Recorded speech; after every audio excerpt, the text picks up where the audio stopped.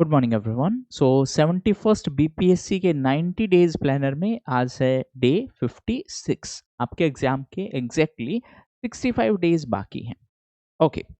अब अगर मैं बात करूं कि आपको आज क्या क्या स्टैटिक पार्ट में कवर करना है, तो हम बिहार का मॉडर्न हिस्ट्री मतलब बिहार स्पेशल कवर कर रहे हैं। तो उसमें आज आपको कवर करना है all India national Congress session at गया। गया का नया नाम गया जी हो गया है। स्वराज पार्टी, साइमन कमीशन और उससे रिलेटेड जो भी फैक्चुअल इंफॉर्मेशन है। पॉलिटी की अगर मैं बात करूं तो पॉलिटी में आपको federal system, central state relations cover करना है। और करंट अफेयर्स की मैं बात करूं तो देखो, करंट अफेयर्स मेजर सेक्शन के लास्ट के 6 मंथ्स के आप ऑलरेडी कवर कर चुके हो। अब सेकेंड राउंड की बात है, सेकेंड राउंड मतलब रिविजन की बात है। एक और इम्पोर्टेंट चीज, पहले करंट अफेयर्स में हमेशा कॉन्सेप्चुअल पार्ट कवर करो, फिर उसमें फिलर्स हैं वो फैक्चुअल इन्फॉर्मेशन कवर करो। तो अब मैं वापस से, बहुत सारे स्टूडेंट्स का डाउट था कि क्या क्या टॉपिक कवर करना है कॉन्सेप्चुअल में। देखो, फैक्चुअल वाले तो अनलिमिटेड हो सकते हैं, बट कॉन्सेप्चुअल वाले जो इश्यूज हैं वो लिमिटेड ही हैं, तो पहले कॉन्सेप्चुअल कवर करो। ओके, तो पॉलिटी के लास्ट के 5 मंथ्स, जून का अभी तक मैगजीन आया नहीं है, जून के करंट अफेयर्स का मैगजीन नहीं आया है। यूजुअली कुछ कुछ कोचिंग क्या करती हैं, मंथ का एडवांस में लिख देती हैं। जैसे जुलाई एडिशन भी उनका आ चुका है अभी। अब ऑब्वियस सी बात है, जुलाई पूरा ही नहीं हुआ तो जुलाई करंट अफेयर्स नहीं होंगे, वो जुलाई एडिशन में पुराने करंट अफेयर्स होंगे। तो अभी तक जो भी करंट अफेयर्स आए हैं मार्केट में वो एक्चुअली मई तक के हैं। जून के करंट अफेयर्स जैसे ही आएंगे फिर हम उन टॉपिक्स को भी लिख लेंगे, ठीक है। हाँ, तो एक डाउट होता है कि करंट अफेयर्स को कवर कैसे करें, तो इस पर्टिकुलर वीडियो में मैं आपके साथ कुछ इंपॉर्टेंट टॉपिक्स शेयर करूंगा जो आपको पॉलिटिकली करने हैं। लास्ट के 6 मंथ्स का पॉलिटी का करंट अफेयर्स आपका हो जाएगा। जो लोग 90 डेज प्लानर रेगुलरली फॉलो कर रहे हैं उन्होंने ये सारे टॉपिक ऑलरेडी कवर कर लिए हैं, ठीक है। तो आपको बस रिवाइज करना है, और जो लोग बिल्कुल नया देख रहे हैं उनको ये सारे टॉपिक कवर करने हैं। अगेन, आप नहीं कवर करोगे, कोई और तो कवर कर ही रहा है, ठीक है। It is all about competition. हाँ, तो अगर मैं बात करूं टॉपिक्स की, इंपॉर्टेंट टॉपिक्स की, तो इंपॉर्टेंट टॉपिक क्या क्या है। देखो, कास्ट सेंसस इंपॉर्टेंट है। क्यों इंपॉर्टेंट है? क्योंकि सरकार ने अभी अनाउंस किया है कि सेंसस में इस बार कास्ट का डेटा भी कलेक्ट हुआ। लास्ट बार कब कलेक्ट हुआ था, लास्ट बार कब रिलीज किया गया था? तो कलेक्ट और रिलीज किया गया था 1931 में, कलेक्ट हुआ था। फिर उसके बाद में रिलीज नहीं किया गया 41 में, और उसके बाद आफ्टर इंडिपेंडेंस सिर्फ SC ST का डेटा है वो कलेक्ट किया गया है, ठीक है। अब SC ST के जो रिजर्वेशन है उसके लिए भी जो अमेंडमेंट हुआ था वो एक्सटेंशन के लिए, वो भी आपको ध्यान में रखना है यहाँ पे, ठीक है। उसके बाद 1931 वाला हम बात कर ही चुके हैं। पहला सेंसस कब हुआ था, ये सारी फैक्चुअल इन्फॉर्मेशन आप साथ साथ कवर करते जाएंगे। उसके बाद प्राइवेट मेंबर्स बिल है, वो न्यूज़ में था। प्राइवेट मेंबर बिल मतलब सीधी सी बात है, वो बिल जो किसी नॉन मिनिस्टर ने इंट्रोड्यूस किया। नॉन मिनिस्टर मतलब जो मिनिस्टर नहीं है, ठीक है। उसके बाद में इंक्लूसिव डिजिटल एक्सेस है। ये अगेन यहाँ पे सिर्फ इतना कॉन्सेप्ट समझ लो, डिजिटल डिवाइड क्या है, डिजिटल डिवाइड, ठीक है। हाँ, उसके बाद यहाँ पे एक जो आर्बिट्रल अवार्ड है उसको मॉडिफाई करने की पावर है या नहीं है कोर्ट्स के पास में। यहाँ पे ADR जरूर कवर कर लेना। ADR क्या है? Alternate dispute resolution mechanism. देखो, अगर कमीशन अगर कमीशन ने थोड़ा सा भी डिसाइड किया ना कि आपके लिए पॉलिटी के क्वेश्चन टफ बनाने हैं, तो कमीशन पेरिफेरल एरियाज से क्वेश्चन पूछेगा। पेरिफेरल एरियाज का मतलब क्या है? यूजुअली लोग सोचते हैं कि फंडामेंटल राइट पार्ट 3 में ही इतना याद हो गया, पॉलिटी आ गई, हम हो गए पॉलिटी के एक्सपर्ट। नहीं, जब जब आपसे थोड़े से भी कॉन्सेप्चुअल क्वेश्चन पूछे जाएंगे ना तो आप अटक जाएंगे। इसीलिए कोशिश करो कि पेरिफेरल एरियाज को भी अच्छे से कवर करो। जैसे ADR alternate dispute resolution mechanism है, वो क्या है, आर्बिट्रेशन क्या है, कंसिलिएशन क्या है, मीडिएशन क्या है ना, इन सब के बारे में क्वेश्चन पूछा जा सकता है। और तब आप ये नहीं कह पाओगे कि कमीशन ने लास्ट अभी तक तो ये नहीं पूछा तो अभी क्यों पूछा। मतलब आप कमीशन के लिए ये नहीं डिसाइड कर सकते ना कि वो क्या पूछेगा और क्या नहीं पूछेगा, ठीक है। हाँ, उसके बाद रोहिंग्याज इश्यूज, क्या इंडिया रिफ्यूजी कन्वेंशन का सिग्नेटरी है नहीं है। उसके बाद राइट ऑफ पेडिस्ट्रियन, अगेन ये वाला उतना इंपॉर्टेंट नहीं है। पेडिस्ट्रियन का मतलब पैदल चलने वाले लोगों की बात है। और सिक्किम का स्टेटहुड, हाँ ये बहुत इंपॉर्टेंट है। इनफैक्ट BPSC इस पे 2-3 बार पहले भी क्वेश्चन पूछ चुकी है। इस बार सिक्किम के 50 साल पूरे हुए हैं इंडिया में मिलने के, तो इसीलिए यहाँ से क्वेश्चन बनने का पॉसिबिलिटी है। अच्छा, एक और कमेंट सेक्शन में बताओ, सिक्किम को जो स्पेशल प्रोविजंस है सिक्किम के लिए, वो आर्टिकल 371 के किस सब क्लोज में मेंशन है, ठीक है। उसके बाद सेपरेशन ऑफ पावर, अगेन बहुत सारे जजमेंट हुए हैं सेपरेशन ऑफ पावर से रिलेटेड, बहुत सारे डिस्प्यूट भी हुए हैं। गवर्नर जजमेंट आया है, फिर वाइस प्रेसिडेंट का स्टेटमेंट आया है। आपको सेपरेशन ऑफ पावर का कॉन्सेप्ट स्टैटिक में भी कवर करना है और उससे रिलेटेड जो करंट डेवलपमेंट है वो भी कवर करने हैं। गवर्नर को कितना टाइमलाइन मिला है, क्या गवर्नर वापस बिल को सेंड कर सकता है, क्या प्रेसिडेंट बिल को वापस सेंड कर सकता है जो गवर्नर ने रिकंसिडरेशन के लिए भेजा है, ये सारी जो एस्पेक्ट है ना? तो ये दोनों टॉपिक आप डिटेल में कवर करेंगे। फिर उसके बाद में स्टेट डिमांड फॉर ऑटोनॉमी, यहाँ पे तमिलनाडु ने एक स्पेशल कमेटी सेटअप की है, कुरियन जोसेफ कमेटी, ठीक है? स्टेट ऑटोनॉमी के लिए। फिर उसके बाद स्वामित्व स्कीम के 5 साल पूरे हुए हैं, कौन सी नोडल मिनिस्ट्री हैं, पंचायती राज मिनिस्ट्री हैं, हम ड्रोन से सर्वे कर रहे हैं, वो सारी चीज़ें। फिर डेप्यूटी स्पीकर ऑफ लोकसभा, क्योंकि ये पोस्ट वैकेंट है, बहुत सारे एडिटोरियल्स भी इस पे आए हैं। डेप्यूटी स्पीकर है वो उसकी इलेक्शन की डेट कौन अनाउंस करता है, स्पीकर अनाउंस करता है या फिर प्रेसिडेंट अनाउंस करते हैं, ये सारी चीज़ें आपको ध्यान में रखनी है, ठीक है? और क्या कॉन्स्टिट्यूशन में इसके लिए कोई स्पेसिफिक टाइमलाइन मेंशन है कि इतने टाइम के भीतर ही डेप्यूटी स्पीकर है वो अपॉइंट होना चाहिए, मतलब इलेक्ट होना चाहिए, ठीक है? और क्या ये कॉन्स्टिट्यूशन में मेंशन है कि डेप्यूटी स्पीकर का पोस्ट है वो ऑपोजिशन पार्टी को ही जाएगा? ये सब चीज़ों में एग्जामिनर आपको बड़ा इजीली फंसा सकता है। तो जब भी आप अब आपका अप्रोच क्या होना चाहिए, जब आप पॉलिटी कवर करेंगे तो इन टॉपिक्स के ऊपर ज़्यादा ध्यान देंगे, ठीक है? फिर उसके बाद में inaction on defection petition, defection का मतलब एंटी डिफेक्शन लॉ में जो डिसीजन है वो स्पीकर लेंगे। अब प्रॉब्लम ये है कि उसके लिए टाइमलाइन नहीं मेंशन्ड है, तो उसके ऊपर सुप्रीम कोर्ट का एक स्टेटमेंट था कि अनलिमिटेड टाइम के लिए वेट नहीं कर सकते। एक और क्वेश्चन यहाँ पे आपके लिए होमवर्क है, क्या राज्यसभा के इलेक्शंस में ADL that is anti defection law applicable है तो क्यों है और नहीं है तो क्यों नहीं है? ये सब चीज़ें आप कवर करेंगे। फिर सरकार ने इमिग्रेंट एंड फॉरेनियर्स बिल इंट्रोड्यूस किया है, पंचायत एडवांसमेंट इंडेक्स जो आई है, ठीक है? फिर global indicator framework, national indicator framework और local indicator framework. Panchayat Advancement Index में हम बेसिकली पंचायत में एसडीजी के परफॉर्मेंस है उसको इवेल्युएट कर रहे हैं। आई थिंक इसमें गुजरात टॉप पोजीशन पे है। ये सारी चीज़ें आपको कवर करनी है। फिर उसके अलावा आपको जुडिशियल अकाउंटेबिलिटी क्या होती है, वीरास्वामी जजमेंट क्या है? देखो एक लाइन में अगर मैं बताऊं तो वीरास्वामी जजमेंट में सुप्रीम कोर्ट ने कहा कि बिना सुप्रीम कोर्ट की अथॉरिटी के जजेस, सीनियर जजेस के खिलाफ एफआईआर नहीं रजिस्टर की जा सकती। इसीलिए रिसेंटली जो हाई कोर्ट के जज साहब हैं उनके घर पे जब कैश मिला तो एफआईआर रजिस्टर नहीं हुई। इसके लिए फिर बाद में सुप्रीम कोर्ट ने एक in house inquiry committee setup की।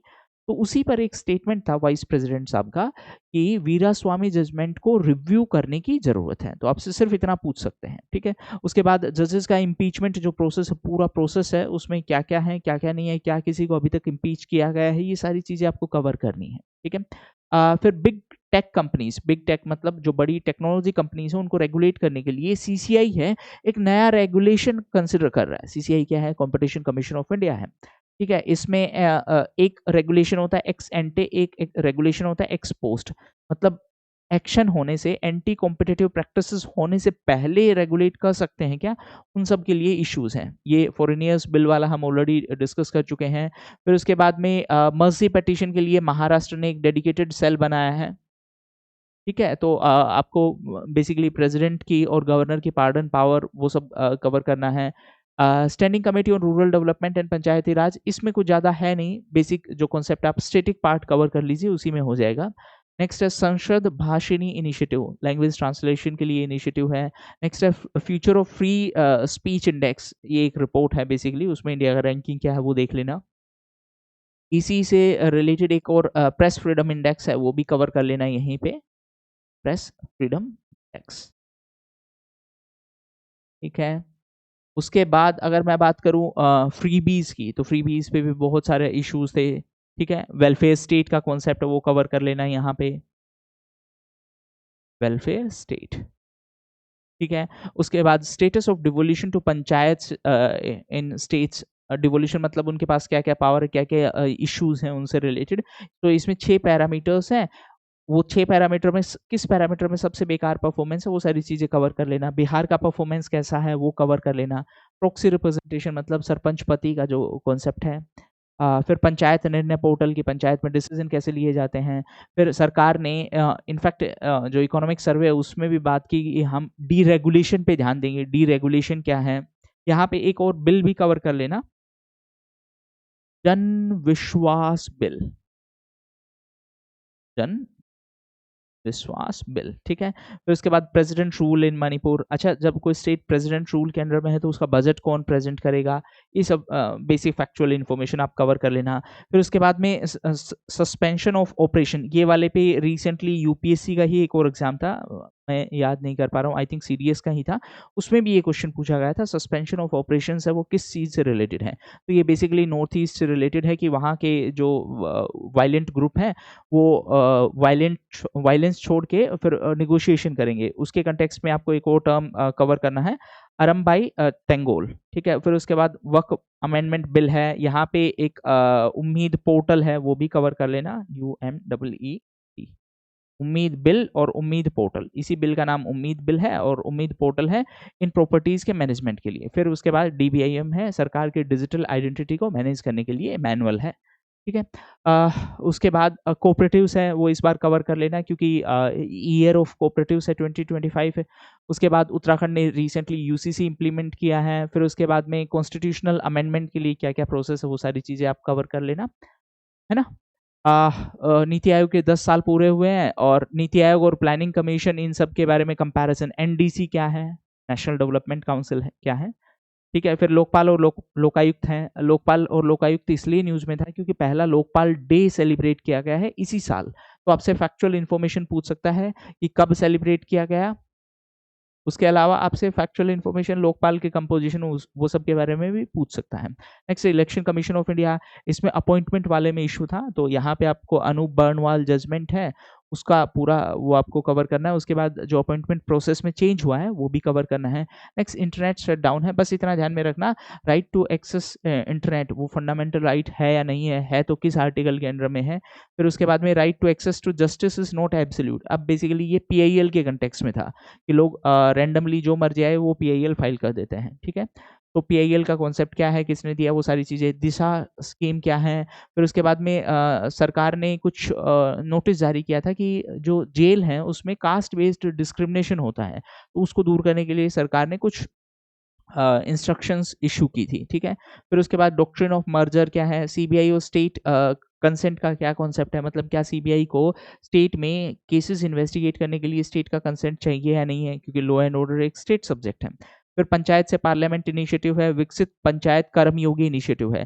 अच्छा, ये वाला इनिशिएटिव कौन सी मिनिस्ट्री के अंडर में है, ये सारी चीजें। और 8th पे कमीशन है, रिसेंटली पे कमीशन सेटअप किया था, तो पे कमीशन स्टेट्यूटरी बॉडी है, कॉन्स्टिट्यूशनल बॉडी, किस टाइप की बॉडी, ये सारी चीजें आप कवर करोगे, ठीक है। तो ये एक्चुअली आप अगर इतने सारे टॉपिक्स कवर कर लेते हो तो आप जनवरी से मई तक के पॉलिटी के करंट अफेयर्स कवर कर चुके हो, कॉन्सेप्चुअल वाले। फिर आपको क्या करना है, पिलर्स कवर करना है, फैक्ट्स कवर करना है, ठीक है। फैक्ट्स के लिए आपको फिर ज़्यादा भागदौड़ करने की जरूरत नहीं होगी क्योंकि इन्हीं से रिलेटेड फैक्ट्स होंगे। जैसे फॉर एग्जांपल, पहला लोकपाल डे सेलिब्रेट किया गया, कब सेलिब्रेट किया गया, पहला लोकपाल किनको अपॉइंट किया गया था, प्रेजेंट लोकपाल कौन है, तो ये सारे फैक्चुअल इन्फॉर्मेशन वो इन्हीं का ही सब डिवीजन बनेगा। रैंडम फैक्चुअल इन्फॉर्मेशन कवर करके मतलब आप किसी भी पर्टिकुलर सब्जेक्ट को कवर नहीं कर पाएंगे, उसमें तो फिर फैक्ट्स की कमी नहीं है ना। आप समझ रहे हैं इस चीज को। एग्जामिनर, अगर आप इस लॉजिक से चलेंगे तो जो सामने क्वेश्चन पेपर बना रहा है उसके सामने इंटरनेट है, कंप्यूटर है, और कंप्यूटर से भी ज्यादा बेसिकली सीधी सी बात है, इंटरनेट पे अनलिमिटेड इन्फॉर्मेशन है। तो आप ऐसा फैक्चुअल इन्फॉर्मेशन जो किसी को नहीं पता उसको कवर करके आप करोगे क्या और कितना कवर करोगे ऐसे, ठीक है। तो हर चीज का एक लिमिट होता है, रैंडम इन्फॉर्मेशन मत चेज करो। ये वाला इंडेक्स कहाँ से आया है, ये वाला इंडेक्स मैंने कंपाइल किया है विजन से, कुछ इसमें रॉकेट साइंस नहीं है, आप डायरेक्टली विजन का मैगजीन है उससे भी कवर कर सकते हो। अब इन्हीं में से आपको फैक्चुअल इन्फॉर्मेशन कवर करना है। जैसे आपको एक और एग्जाम्पल बता देता हूँ, लेट्स से विकसित पंचायत कर्मयोगी है, किस मिनिस्ट्री का इनिशिएटिव है, बिहार का परफॉर्मेंस क्या है, इसमें क्या होना है, अपने फैक्चुअल इन्फॉर्मेशन कवर कर लिया। 8th पे कमीशन है, तो 7th पे कमीशन के चेयरपर्सन कौन थे, 8th पे कमीशन क्या स्टैट्यूटरी बॉडी है, क्या कॉन्स्टिट्यूशनल बॉडी है। इसमें जैसे ही पे कमीशन की बात आएगी, DA क्या है ना, DA के बेसिस पे, DA किस इन्फ्लेशन इंडेक्स के बेसिस पे डिसाइड होता है, ये सारा फैक्चुअल इन्फॉर्मेशन आपको कवर करना है। तो हमेशा ब्रॉडर कॉन्सेप्ट पहले कवर करो और उससे रिलेटेड फैक्चुअल इन्फॉर्मेशन कवर करो।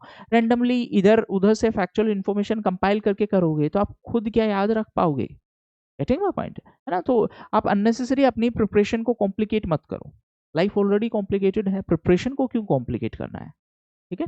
ओके, हाँ, अब अगर आपको इकोनॉमी और साइंस है, प्रीलिम्स और मेंस या सिर्फ प्रीलिम्स के लिए कवर करना है, तो आप वेबसाइट पे जा सकते हैं। वेबसाइट क्या है? Civils academy